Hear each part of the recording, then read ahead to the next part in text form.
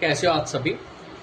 आज हम pair of linear equation in two variable के अंदर कंडीशन पढ़ेंगे, इनकी condition for solvability of a pair of linear equation.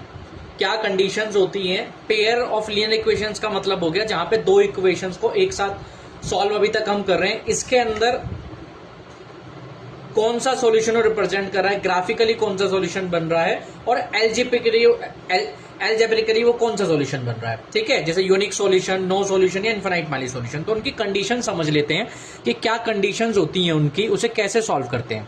सबसे पहले आपको एक पता होगा, मान लीजिए कोई दो इक्वेशन अगर दी गई हैं, जैसे A1 पहला पॉइंट है, A1x plus B1y plus C1 is equals to 0।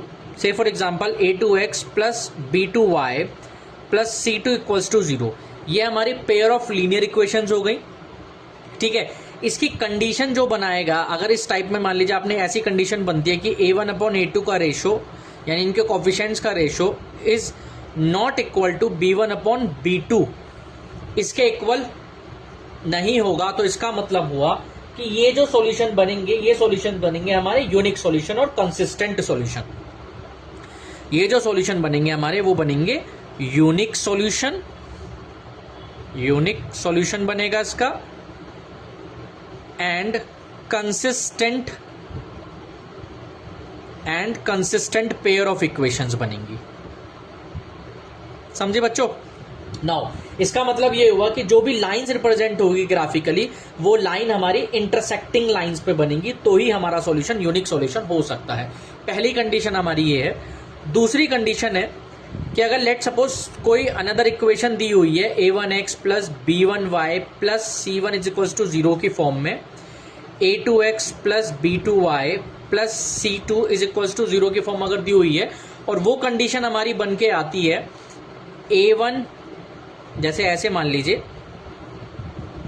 A1 upon A2 is equals to B1 upon B2 is equals to C1 upon C2। मतलब तीनों सॉल्यूशन अगर एक दूसरे के इक्वल हो जाते हैं, इट मीन्स इसका मतलब है कि हमारे जो सॉल्यूशन बनेंगे वो बनेंगे infinitely many solution. Infinitely many solution और डिपेंडेंट सॉल्यूशन बनेंगे ये, और डिपेंडेंट सॉल्यूशन बनेंगे, और डिपेंडेंट सॉल्यूशन और कंसिस्टेंट सॉल्यूशन यहां पर बनेंगे इसके। ठीक है, नाउ ये दो कंडीशन है, इसके क्वेश्चंस भी हम आगे करेंगे, आपको समझ में आ जाएगा। नाउ थर्ड और लास्ट कंडीशन है इसकी कि अगर दो इक्वेशन दी हुई है हमें ऐसे ही,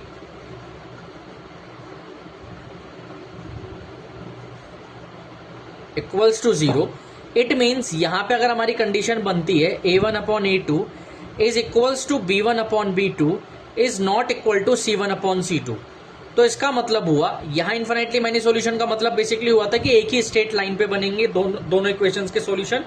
यहां पे मतलब हुआ कि जो लाइन बनेगी हमारी वो पैरेलल बनेगी, पैरेलल लाइंस, एंड जो सॉल्यूशंस हमारे बनेंगे वो बनेंगे नो सॉल्यूशन। क्यों? क्योंकि पैरेलल लाइन पे कभी भी कोई सॉल्यूशन इंटरसेक्ट नहीं करेगा, और ये जो हमारे सॉल्यूशंस बन रहे हैं वो बन रहे हैं इनकंसिस्टेंट सॉल्यूशन। आया बच्चों समझ में? इस टाइप के क्वेश्चंस, इस टाइप के क्वेश्चंस हम अभी आगे करेंगे, देखेंगे कि क्या मतलब है इनका।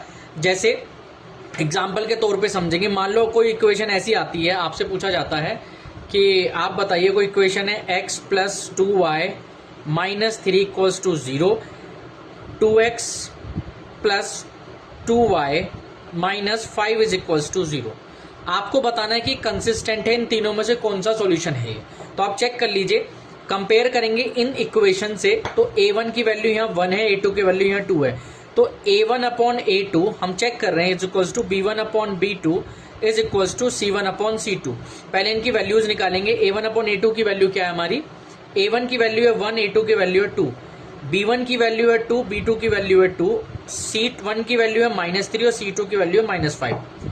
आप देखेंगे इनके सॉल्यूशन डज नॉट इक्वल है, it means A1 upon A2 is not equal to B1 upon B2। पहला ही सॉल्यूशन डज नॉट इक्वल आ गया, इसका ये मतलब हुआ कि ये तीनों सॉल्यूशन एक दूसरे के इक्वल नहीं है। मतलब ये वाली कंडीशन है, फर्स्ट टू में अगर ऐसा आ जाता है तो इसका मतलब इसके जो सॉल्यूशन बनेंगे वो बनेंगे यूनिक सॉल्यूशन।